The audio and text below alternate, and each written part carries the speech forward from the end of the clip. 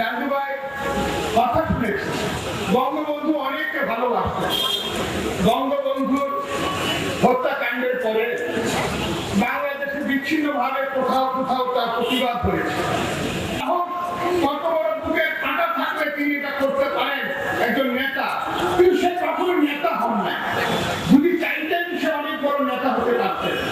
নেত্রী তাকে ধানমন্ডি থানার সক্রিয়, কেন আমরা সেই তীব্র গতিতে আন্দোলন সংগ্রাম করতে পারি না? আমরা রাজু ভাইকে যখন পাশে পেয়েছি, আমাদের গ্রুপ এত বড় হয়ে গেছে, আমরা একটা বড় বৃক্ষ ছায়া পেয়েছি। আজকে আমরা সেই রাজু ভাইকে হারিয়েছি। আমরা রাজু ভাইকে স্মরণ করি। রাজু ভাইয়ের মতো সাহসী হতে চাই, এগিয়ে হতে চাই। আমরা আজকের এই সভা থেকে শপথ নিতে চাই, যতদিন আওয়ামী লীগ আর থাকবো, রাজু ভাইয়ের মতো অনেক লোক লালসা এসেছিল। তার বঙ্গবন্ধুকে হত্যা করার পরে অনেক লোক লালসা তাকে দেখানো হয়েছিল, তিনি কোন লোক লালসায় লালিত হয়ে সেই পথে যান নাই।